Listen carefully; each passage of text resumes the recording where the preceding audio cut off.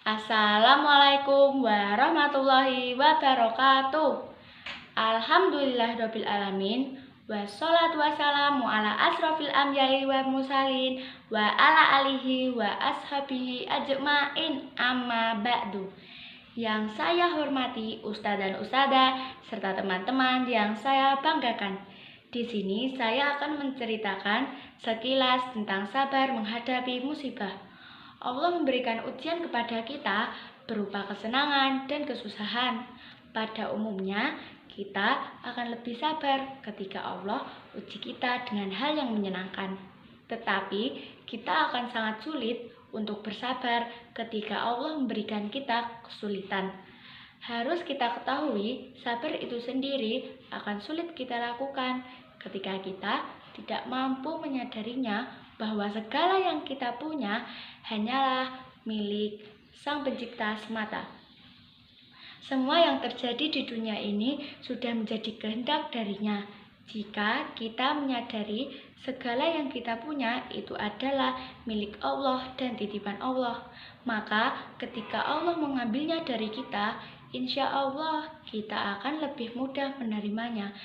Pada hakikatnya, dengan adanya musibah, seorang hamba akan mendapatkan pengampunan dari Allah Subhanahu wa Ta'ala. Semua orang akan diuji kesabarannya, terutama orang yang beriman. Orang yang beriman pasti akan ditimpakan musibah di dalam hidupnya sebagai ujian dari Allah. Mereka yang berhasil atas ujian itu adalah orang yang mampu bersabar. Merebaknya virus corona di negeri Cina hingga meluas ke negeri yang lainnya dan menyebabkan beberapa banyak kematian merupakan musibah yang diturunkan dari Allah sebagai ujian atau musibah. Allah ingin melihat seberapa besar kesabaran dan keimanan umatnya atas diangkatnya secuil nikmat sehat.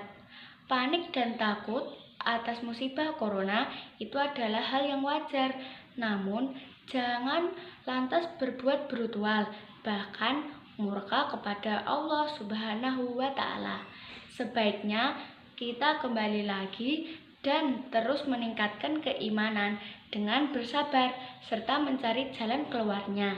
Sebab bersabar ketika ditimpa musibah hukumnya wajib, seperti yang dijelaskan oleh Syekh Sholih Al-Syekh bahwa bersabar menghadapi musibah hukumnya wajib dan salah satu kewajiban yang harus ditunaikan hal tersebut karena dalam sabar terdapat sikap tidak terima terhadap ketetapan dan takdir Allah.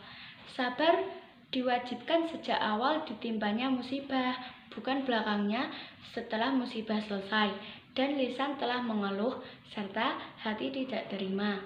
Hal tersebut sebagaimana sabda Rasulullah SAW, sesungguhnya sabar itu ketika awal tertimpanya musibah. Selain sebuah kewajiban, bersabar juga merupakan bagian dari kesempurnaan iman. Sebagaimana Ali bin Abi Thalib mengatakan, sabar dan iman bagaikan kepala pada tubuh manusia. Oleh karenanya, tidak beriman jika orang tidak memiliki kesabaran. Karena itu, bersabar dan tetap bersyukur kepada apa yang telah diberikan oleh Allah Subhanahu wa Ta'ala menjadi kunci untuk meredam amarah atas musibah. Sebab Allah pun tak akan memberikan ujian di luar kemampuan hambanya, seperti firman Allah dalam Al-Quran. Allah tidak membebani seseorang melainkan sesuai dengan kesanggupannya. Ia mendapat pahala yang diusahakannya dan ia mendapat siksa yang dikerjakannya. Quran Surat Al-Baqarah ayat 286. Dari ayat itu dapat kita pahami Allah tidak membebani seseorang melainkan kesanggupannya. Ini merupakan janji Allah. Jadi sesungguhnya tidak mungkin Allah membebani kita dengan ujian yang tidak kita sanggupi. Semoga kita selalu diberikan kesabaran yang luas atas segala ujian dari Allah. Sekian dari saya, ada salah kata mohon dimaafkan. Wassalamualaikum warahmatullahi wabarakatuh.